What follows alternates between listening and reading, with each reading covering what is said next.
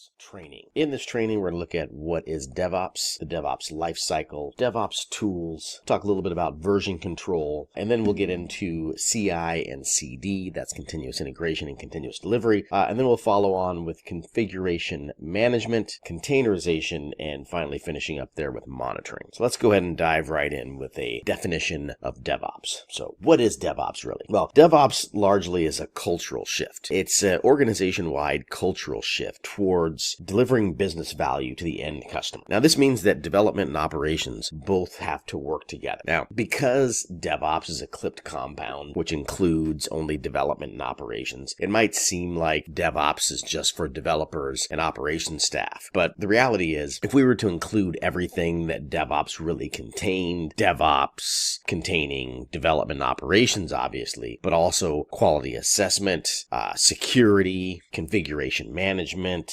infrastructure management, network management, and so on and so on and so on. The name wouldn't sound cool. It wouldn't be a good marketing term anymore. So let's assume for now that DevOps includes not just development and operations, but everything on the software delivery pipeline from idea to business value, making it into the customer's hands. So developers continuously want to develop and test code. So they're building new features. They're rewarded for delivering new features to the end customer. On the other hand, the operations team is in charge of keeping the network and the production software in a running state. So for them, less changes are better. So you can see we've got kind of opposing missions here between development and operations. Development wants to deliver new features, but the operation of delivering new features tends to cause downtime, which the operations team are rewarded for maintaining the opposite of that, which is uptime. So in order to get these guys working together, the development team and the operations team working together to enable continuous deployment, we have to automate a lot of these historically manual processes. So what we're really talking about here is the DevOps lifecycle, or the software delivery lifecycle, where we plan, and again, because we're talking about the entire team working together here, we're planning, but not planning everything. We plan just enough to get the next iteration done. And then we code, but just enough to complete the features that we plan to deliver in the coming release. And then we compile or build that solution. And once we get a successful build of that solution, then we go on and test that solution. And only on successful completion of all of those tests do we move on to the next phase, where we integrate the code that one team member has just submitted, got a successful build on, and then a successful test run. Then we take that code and we integrate it with all the code that was written by the other developers on the team. And then we test it again. And once we are successful with that integrated build and that integrated test run, then we can move on to configuring the environment that we're going to deploy this successfully compiled and tested solution to. That's where configuration management comes into play. It's best to avoid configuration drift and incorrect configurations by automating this process of configuring those servers that we're going to deploy our solution to. So with configuration management and automated configuration, our goal is to automate this process so we can be more consistent and reliable. And once we've configured the system that we're going to deploy to, then we want to use automated deployment to deploy to those systems that have been configured in a consistent way. We want to now deploy to them in a consistent and reliable way.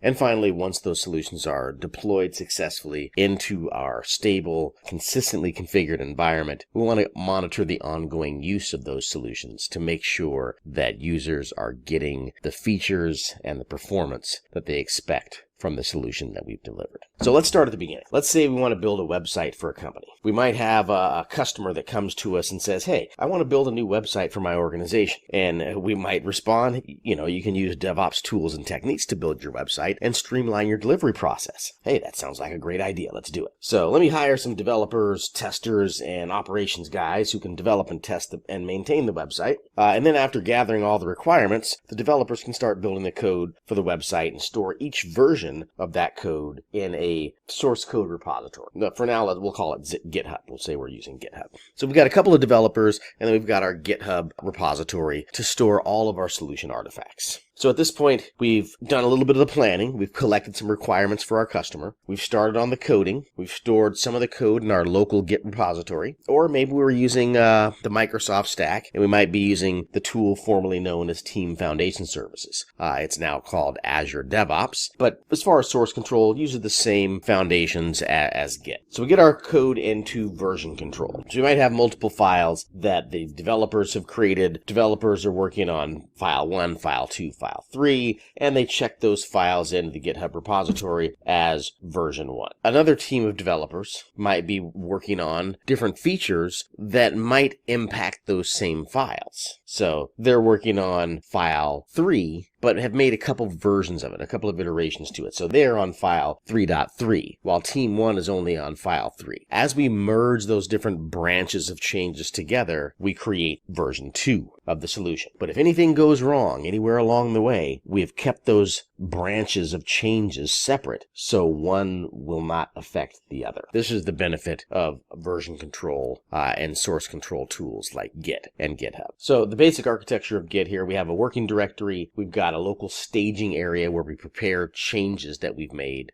to be committed to the local repository. And then to share those changes with other developers on the team, we can push the changes out to a remote repository. To receive changes that other developers have made or other team members have made, we can pull those changes down from the remote repository. So back to our website project here. Now the developers have built the code using whatever tools they chose to use, whether they be .NET, Eclipse, or some other editing tool.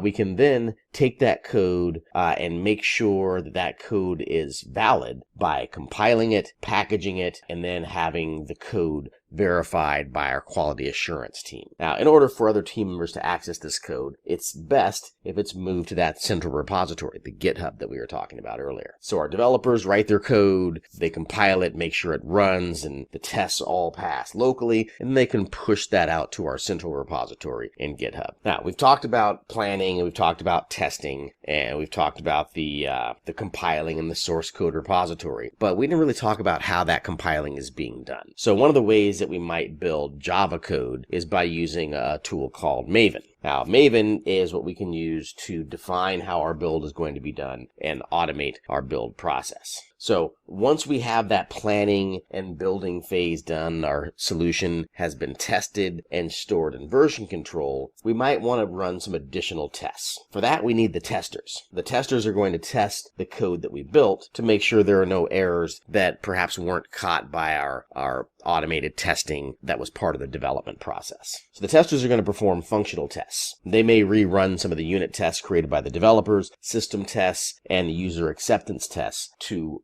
fully vet the solution to make sure that it's ready for prime time. So again, at this point, we've done a little bit of planning, we've done some coding, we've done some building of that code, and some automated unit testing of that code, and now we've passed it off to the QA team so they can do more exhaustive testing of that solution. Now, some of the additional tests that the QA team might run would be UI automation tests, exploratory tests, smoke tests to find issues that may not have been exposed by the low-level testing, unit testing that developers may have done during the development process using test-driven development. Once the QA team is finished doing that additional testing, making sure that we didn't miss anything with our automated testing process, then the operations team will need to integrate those changes along with anything that's already out there in production, maybe a previous version of the solution, existing data from an old database, or what have you. We can use continuous integration to make sure that all that code, all those changes that are being made by different team members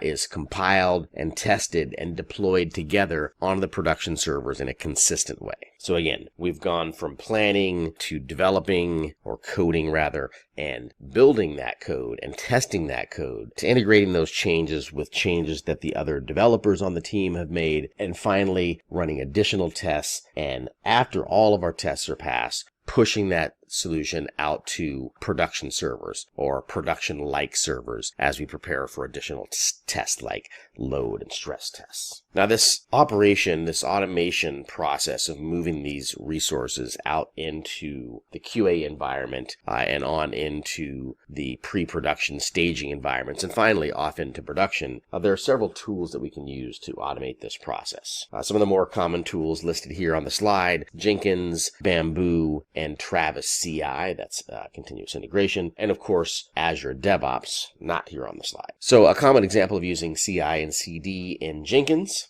is, again, we have our developers doing their work, hopefully writing their tests first, so that when they complete their work, they can commit their work to our source code repository, and that act of committing the work to the source code repository can cause a tool like Jenkins to automatically fire off a continuous integration trigger to build that solution, test that solution, and if it passes, potentially deploy that solution off to the next environment. But if it fails, we can reject that check-in to the repository and send notification back to the developer or other team member that introduced that defect, allowing them to fix that defect before it causes any problems for other team members. Now, of course, if that build and that test run passes, then Jenkins can automatically move that change, that version of the solution, onto the next environment. Now, that next environment in this case is the QA environment, where now the testers have access to that solution. And the testers can perform more exhaustive exploratory testing, user acceptance testing, and so forth. If they then find any errors, then they can push that feedback back down to the development team, who can then fix those issues and then resubmit that code through the continuous integration pipeline. Now, if the testers don't find any defects, then they would promote or approve that solution for promotion into the production environment. Or again, we might have a more complex environment where we push from QA into a staging environment, where we then continue to run load and stress testing. So far in our CI/CD pipeline here, we have the developers making the changes, we have the developers pushing those changes into a code repository like Git, we have the build system or the continuous integration system like Jenkins detecting that change in Git and then automatically compiling and testing those changes submitted by the developer. And on the test framework side, we have unit tests, which are most likely written by the developers as they're writing the code or before they write the code, if we're using test-driven or test-first development. And then we have web UI testing done with tools like Selenium, and then integration testing, which could be additional unit tests run with those UI tests and other acceptance tests on our integration server. Now, as we move on from continuous integration to continuous delivery and continuous deployment,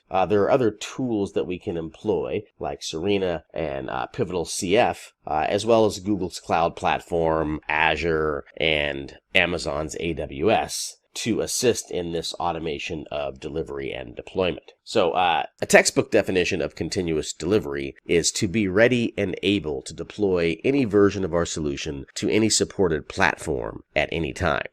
Continuous deployment is basically the same thing, but without the ready and able. With continuous deployment, as the name implies, you are continuously deploying every change that successfully makes it through compile and test automatically to the production environment, or at least to a production slot. Whereas continuous delivery, we're just ready to deploy it because we've done all of our compiling and testing. Maybe even we've done some more exploratory testing, manual testing, and even some automated load and stress testing. But in any event, the solution is ready to be deployed. It's just not deployed yet with continuous delivery. With continuous deployment, as the name implies, we have actually deployed the solution. So now that the solution is deployed, the operations team is going to want to make sure the systems and deploy the code onto the production environment in a consistent way. For that, we need configuration management to help make sure that the systems are configured in a consistent state and functioning properly for the version of the software that's about to be deployed. This avoids configuration drift and incorrectly configured devices. Using a configuration tool like Ansible, Puppet, or Chef, we can make sure that the configuration happens automatically and in a consistent way, so every deployment is either successful or fails the exact same way it failed last time, because the failure was part of the automation. Some DevOps tools that we can use for these configuration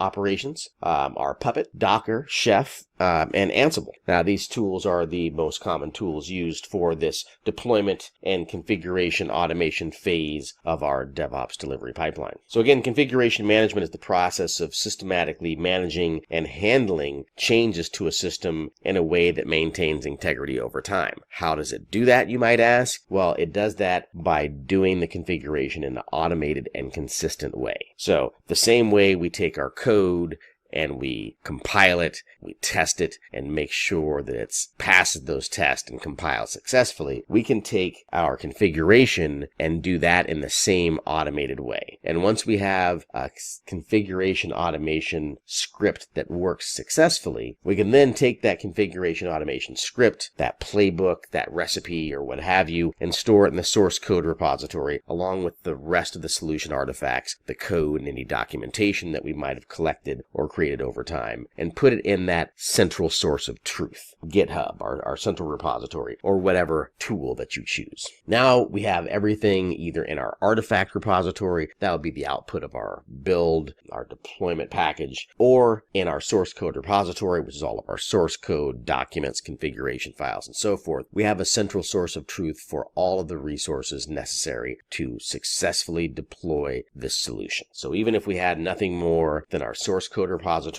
our artifact repository, and bare metal resources, we could reproduce this solution. So Puppet's an open source configuration management tool for deploying, managing, and configuring multiple servers in an automated way very consistently. So we basically have the notion of nodes, or the puppets, if you will, that are controlled by the Puppet master. So what basically happens here is the node sends the data about itself to the Puppet master. The Puppet uses that information to compile a catalog that shows how that node is supposed to be configured. But if over time something changes and that node reports back to the Puppet master that the configuration is incorrect, incomplete, or has changed something that's non-standard, then the Puppet master can then push down updated configuration to keep that server in a standard state, consistent with its stored configuration and all of the other nodes that are necessary for that solution to run. Now, as far as deployment to these different servers and configured resources, an easy way to make sure that deployment is consistent is to really avoid the redundant configuration and deployment of those solutions to multiple servers individually by deploying into a container and then using that container to replicate that configuration across multiple devices and resources. Containerization is basically the process that allows software to run reliably when moved from one computing environment to another, because it's not dependent on the local computing environment itself, rather on the container host, if you will.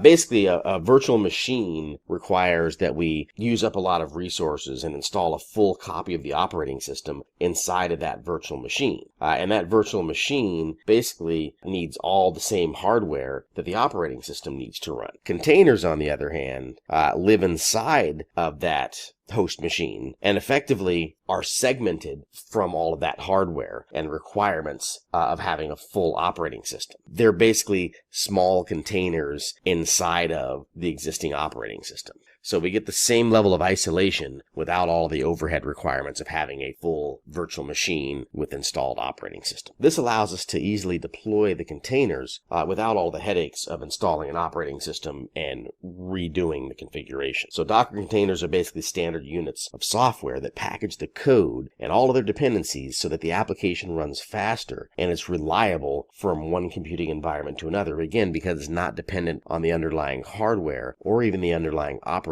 system, but just the container host. So the operations team verifies that the website is functioning correctly and the entire architecture is working properly. And once it is, then we can continue to monitor the website on an ongoing basis and make sure that performance doesn't degrade over time, to check and see what features users are actually using and what features that they're not, so we can send that feedback back to the development team so they can make changes as needed to make sure that we're meeting the requirements of the customers. So operations team monitors, collecting feedback from the website, and doesn't do us much good to collect that feedback if we don't have an easy way to push that feedback back into the team that built the solution in the first place. So some tools that we can use to collect that monitoring information, to collect that ongoing usage information are Splunk, Nagios, and New Relic tools I'm sure you've heard of before for monitoring on the enterprise scale and being able to collect that log information, to collect that monitoring information, those key metrics, and display them in an easily consumable way. So basically monitoring is that process of detecting, examining, and reporting if there are any faults or threats in the entire infrastructure. So not just with the hardware, but also with the operating system, with the software that's running on that operating system, with any of the containers, with the network, with the memory, anything that might impact in a negative way the execution of our solution should be collected and alerted on using our monitoring tools. So Nagios allows you to monitor the server and check and see if there are any underutilized resources or if there are any task failures that need to be addressed or any other critical issues that might cause a negative impact to the service of our customers. So basically Nagios has a plugin that we install that allows it to load resources or log data or alert information from those remote servers and send them to a central location where they can be aggregated and displayed through the web interface. This allows operations team members that are monitoring those systems in production to easily see and aggregate that data so they don't have to go and look at individual reports from every single server that they're responsible for.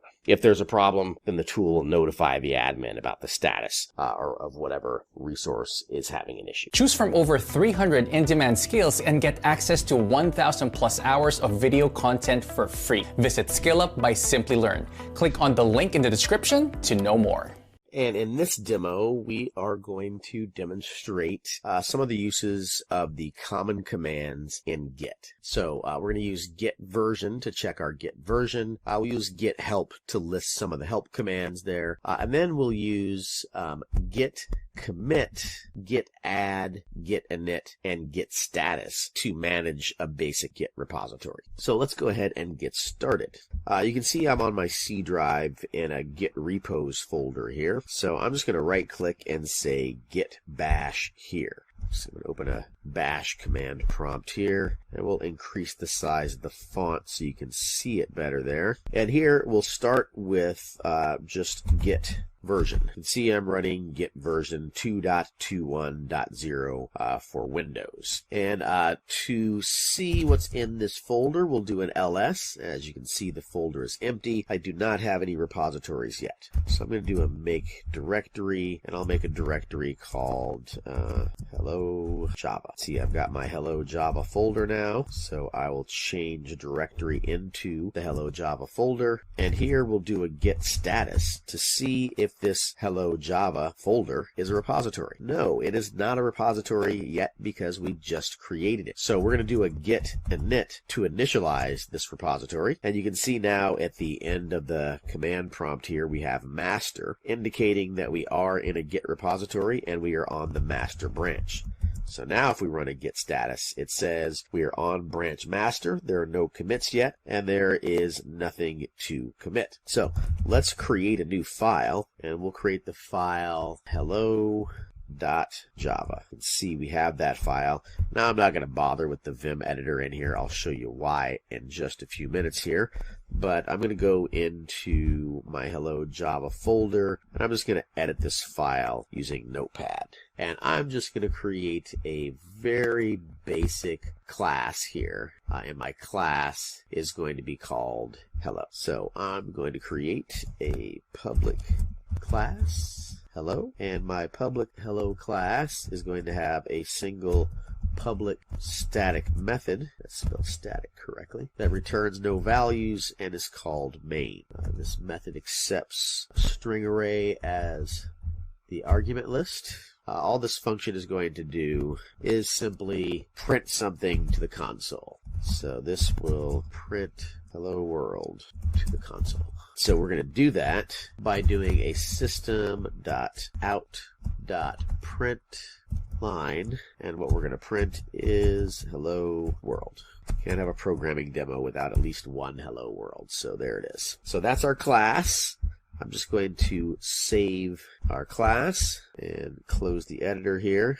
You can see we've got our Hello Java file there in the Windows Explorer. Again, double check that it's here, and we'll do a cat hello.java to see that we do have those contents of the file. Now, if we do a git status, you will see that we have our Hello Java with untracked changes. So in order to be able to commit our new Java file to our repo, we're going to have to do a git add and the name of the file we want to add, in this case Hello Java, adding it to the staging area, where if we do a git status, we'll see now it's green. It's a tracked change, but it still has yet to be committed to the repository. So to commit, we're going to do git commit. Now normally what I want to do is put a -m in my commit message, but I want to show you why I didn't use the Vim editor earlier by doing a git commit. And it says, hey, you have to add your commit message, so here's this text-based editor for you. I'm not really a fan of this text-based editor, but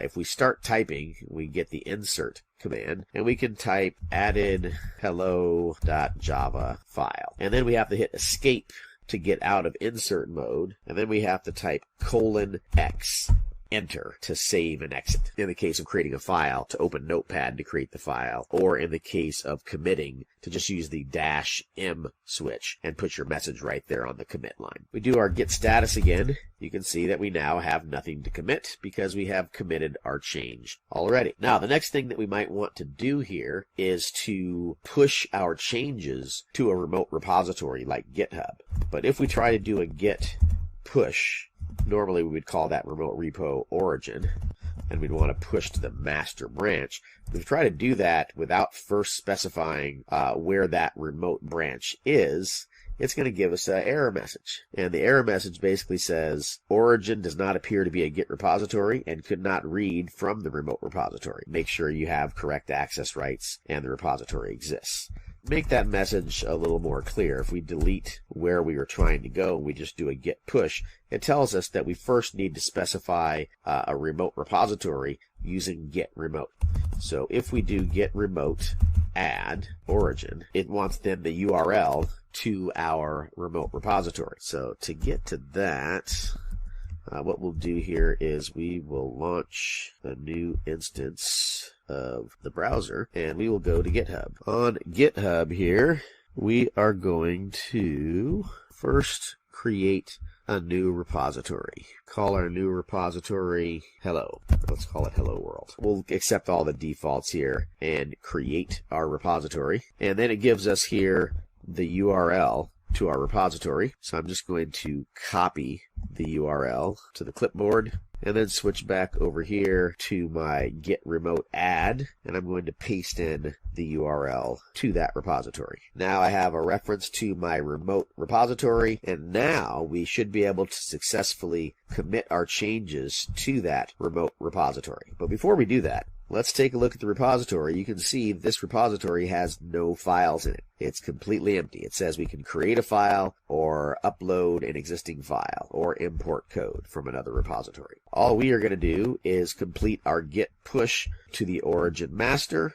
Enter. And after a few seconds here, you'll see that our push completed successfully, and we can switch back to the browser and do a quick refresh. And you can see that our one file hello.java has been added with our commit message added hello.java file or class in parentheses. So at this point, we have created a file, added it to our local repository, and then pushed that file to our remote repository, where we then might be able to share that file with other developers or other team members working on this solution.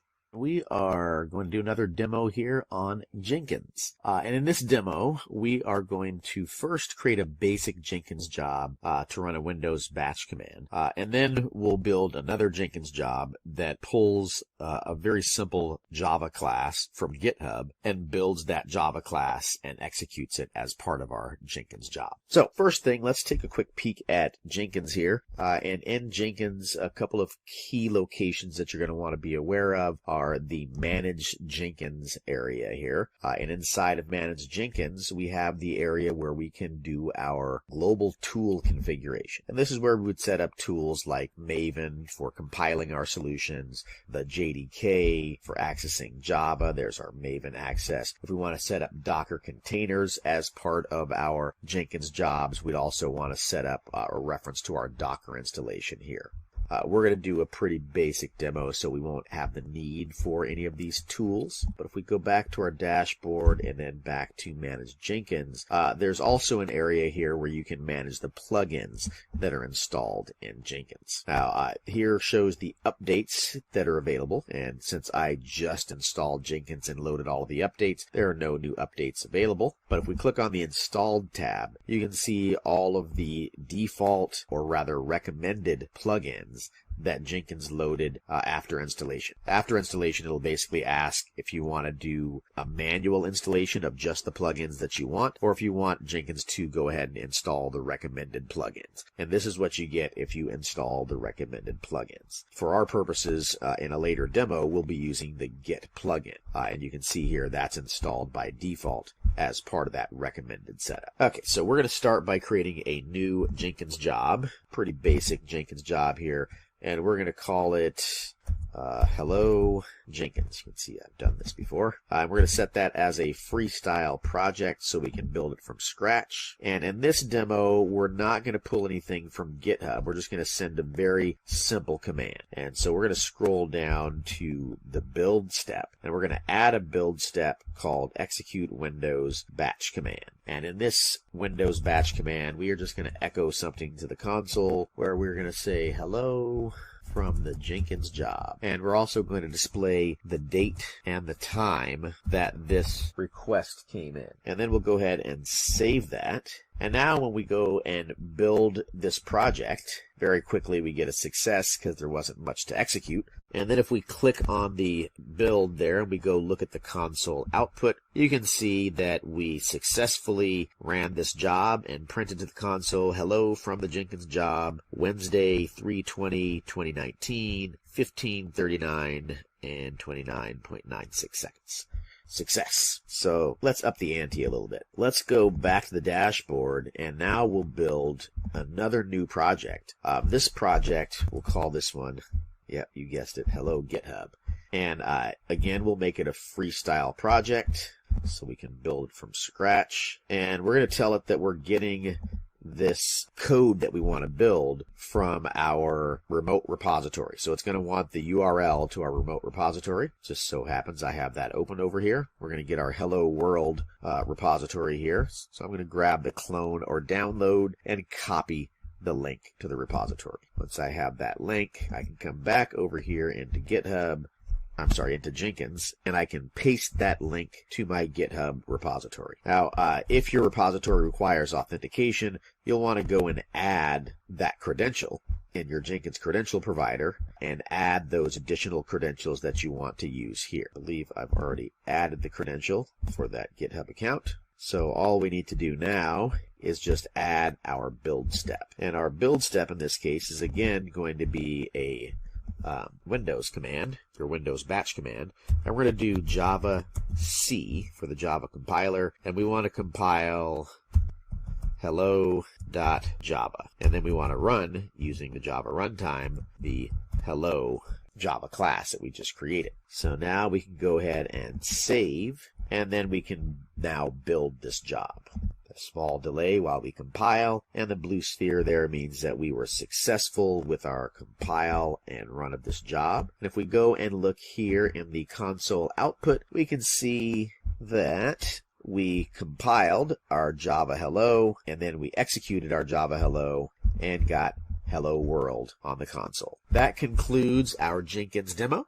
And in this demo, we are going to install Puppet and the Puppet agent on 3 nodes in AWS. So to that end, we'll create 3 instances in our AWS console here. We'll start with the Puppet Master instance, and we'll create that on an Ubuntu server, and we're going to use a T2 Medium with dual-core CPUs and 4 gigabytes of RAM. Now, we're going to put it into a security group that has all ports open, just so we don't have to deal with any firewall issues. And we'll just double check in the instance details. Subnet usage. We'll let it go ahead and create its own subnet here, and then we'll review after it's created to make sure that our other nodes end up in the same subnet. As for tags here, we're just going to add a new name tag, and we're going to say Puppet Master. And then we will launch this server. We're going to use the Oregon key here, since we are using the Oregon data center. Go ahead and launch that instance, and we'll view this instance again just to review the subnet ID that it's on, and it's on subnet with the last 3 characters of 4D4. So now we'll go ahead and launch our 2 nodes, again using Ubuntu server. This time we're just going to use the T2 Micro 1 CPU 1 GB RAM because it's in our free tier, eligible tier. So we'll go ahead and again set the security group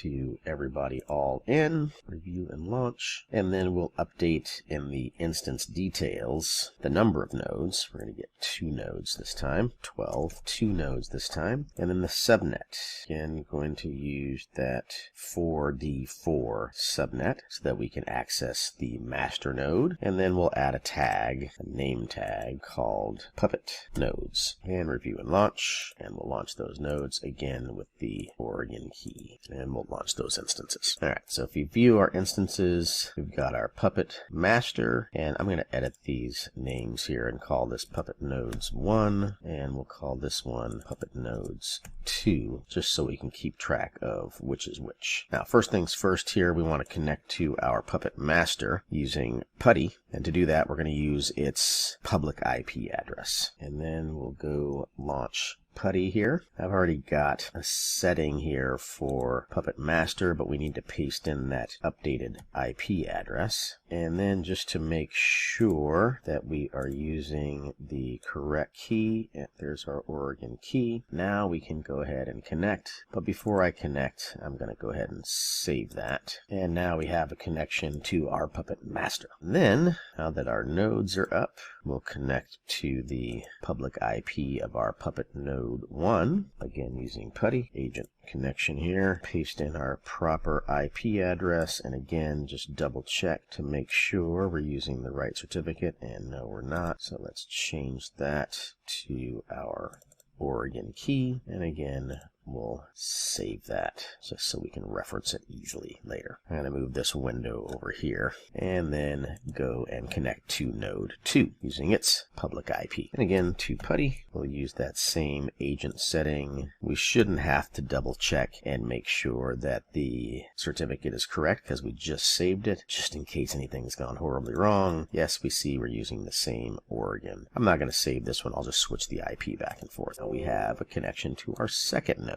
So we now have node 1, node 2, and our master node over here. So now we can begin to add our settings. So first up on our Puppet Master, we are going to set its hostname to Puppet. We're going to do that using the hostname CTL set hostname command. And we're going to do that using a super user do and set that hostname to Puppet. Now we'll do the same on the nodes, setting them to Puppet Agent and Puppet Node respectively. But before we do that, let's go ahead and edit our host file so that we can tell the system what the local IP address is for our Puppet Master. Now to do this, we're going to go back over to AWS. We're going to grab our Puppet Master and grab its private IP address. Then we'll jump back over to our Puppet Master's host file, and we'll paste in that IP address along with the name of our server, Puppet. And then we'll use Control X Y, and enter to save that file. Now we'll do the same on each of our Puppet nodes. We'll first set our agent to Puppet agent, and then we will set our node to Puppet node, and then we'll go back and edit the host file on each of those machines. And again, we're going to grab that private IP for our Puppet master, and we'll include that as well as the name of that server. And we'll do the same down here, and then Control X, yes, to save the changes, enter to save to that file name, Control X, yes, to save the changes, and enter to save that file name. So now that we've got the basic DNS info set up, we can continue on with installing resources on these servers. So to do that, we're first going to do a sudo apt get update to update the package repository, and we'll do that on all three of these servers here. First on the Puppet master, then on the agent, then on node 1, then on node 2. And once our update is complete, we will then do a wget to set the Puppet Labs installation repository. And since we'll need to install the Puppet master on the Puppet master, obviously, and then the Puppet agent on each of our nodes, we'll use this same statement on all three nodes. So wget https://apt.puppet-labs.com/puppet-labs-release-xenial.deb. Go ahead and execute that on the Puppet master, on node 1, and on node 2. Then after that, we want to reference the package, again on all three nodes. Sudo dpkg-i puppet-labs-release-pc1-xenial.deb. Again, we'll execute that on all three nodes because we'll need access to that repository to install both the Puppet master as well as the Puppet agent on all of our nodes. And then we'll do a git update to update our package repositories again. Again, on all three nodes, we'll do that. And finally, on the first node, we can go ahead and install the Puppet server. So we'll do that with a super user do apt get install puppet server -y. Now obviously that's going to be a little bit different than what we do on the Puppet agent on our nodes. So on those additional servers, we're going to execute super user do apt get install puppet -agent. So Puppet agent this time instead of Puppet server. So sudo apt get install puppet -agent -y. We'll do that on both of our nodes here, and then we'll jump back to our Puppet master so that on our Puppet master we can complete the configuration by editing the Puppet server configuration file. And we'll do that with the super user do using the nano editor to edit etc/default/puppet server. Now in this file we need to modify the Java args so we can adjust the memory allocation for our Puppet installation. We're going to change that from 2 gigabytes down to 512 megabytes. So do that by adding XMS 512M and XMX 512M to the Java args. And then again, we'll Control X, yes to save, and enter to save to this file. Now that we've got the memory configured, we can go ahead and start Puppet server. And to do that, we'll use systemctl start Puppet server. Super user do systemctl start Puppet server. And once we've started the Puppet server, then we can go ahead and enable it for auto start when the system starts back up again. And then before we can go any further on our agents, we'll want to set up a manifest file to install something on those agents. And for this demo, we'll do something pretty simple and straightforward. We'll go ahead and install Maven so that we can later build Java projects. But first, let's enable our Puppet server for auto start. Now, our server is up and running. We can check the status of our server using systemctl status Puppet server. Check and make sure our Puppet server is up and running. We can see here that it is active. It's up and running. That means we can now go ahead ahead and add our Maven manifest file. So we'll do that this time using the Vim editor, and we'll do that with the super user do Vim and then the path to our manifest, etc puppet labs /code /environments /production. So we're working with the production environment here, and in the production environment we have a manifest folder that we are going to create a file called maven.pp in. Now in this file we're going to specify a node configuration for default nodes, so that's every node that we encounter. We're going to set up a package, the Maven package, to be installed. So we're going to ensure that that package is installed. And we'll close our package reference as well as closing our node configuration. And then we will enter to save that file. Alright, so now that we've got our manifest file over there, we can go to our two Puppet nodes, and on those Puppet nodes we can edit their Puppet configuration files so that they can reference the environment that we want to install our configuration from. So we're going to edit using nano again, using the path etc /puppet labs /puppet /puppet config. And in this file we are simply going to add a reference to a main section, and then we'll include cert name, and we'll set the cert name in this case to puppet-node1, and then the server equal to puppet, and the environment equal to production. And again, we'll control X and Y to save, and enter to save to that file. We'll do the same down here on node 2, and again we'll create a main section. We'll add a reference to the cert name, puppet-node2 this time. And then the server will still be Puppet, and the environment will be production. And one more time, we'll control X, yes, and enter to save the file. Now that we've got that set up, we can go ahead and start our Puppet agent service. So we'll do that with the same command that we used earlier, sudo systemctl start Puppet this time instead of Puppet server. Both servers, and then we'll configure those servers for auto start. And just to make sure everything is doing what it's supposed to be doing, we'll try to telnet to the Puppet server. See there that we have successfully connected to Puppet on its private IP.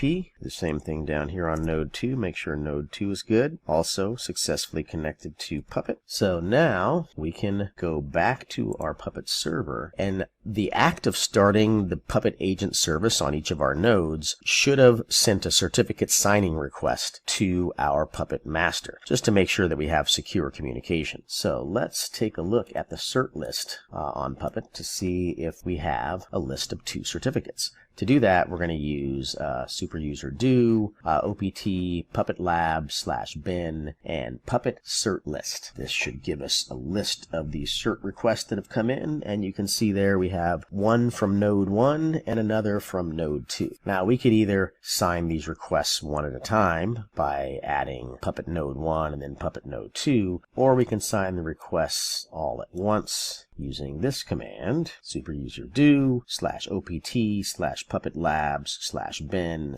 /puppet cert sign --all. That will sign both of those requests with one command instead of having to execute 2 separate commands. Successfully signed both of our cert requests, and now we can go and execute our configuration. Now before we do that, let's just double check and make sure Maven is not installed here. We try to do an mvn -- version. We get a message that says command mvn is not found but can be installed with sudo app install maven. So that tells us very clearly that mvn is not installed on either of these nodes. So now we can run a super user do opt /puppet lab /bin /puppet agent test, and this will attempt to go out to the master server, the Puppet master, and retrieve manifest files that are configured for this node, or in our case default, which is all nodes that connect, and then it'll install whatever's in the manifest. So we'll run that first on node 1, and then we'll run that same command on node 2, and you can see that ran very quickly in 0.04 seconds, and now, if we run mvn -- version, you can see that Maven 3.5.2 was successfully installed on both nodes. And that concludes our demo of Puppet running on AWS. So from this section, the key takeaways are that DevOps is largely an organization-wide cultural shift. It's mostly cultural. There's a lot of tools, there's a lot of technologies that we'll talk about, but for the most part, DevOps is a cultural shift from one way of doing business, from one way of developing software to a new, more agile, optimized way of delivering software and resources.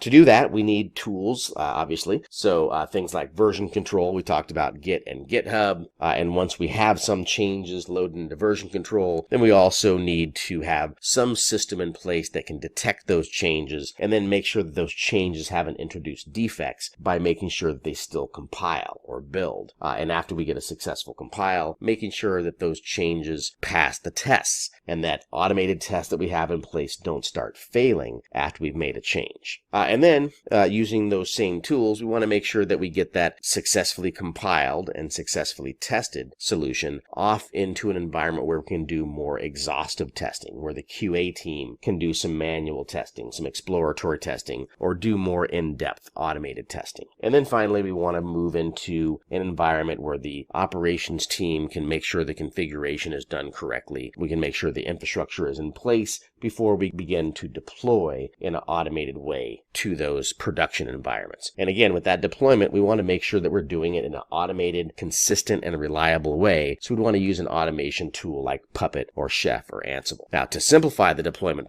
process and make the deployment process more repeatable, we can use containerization and containerization tools like Docker to allow us to deploy in a repeatable, reliable way while minimizing the need for excessive operating system configuration or dependency on multiple virtual machines. And finally, using log aggregation tools and monitoring tools like Nagios and Splunk and Elk, we can collect all the information from these multiple servers on our DevOps delivery pipeline and make sure that we're alerted instantly if anything happens that would negatively impact the service to our customers.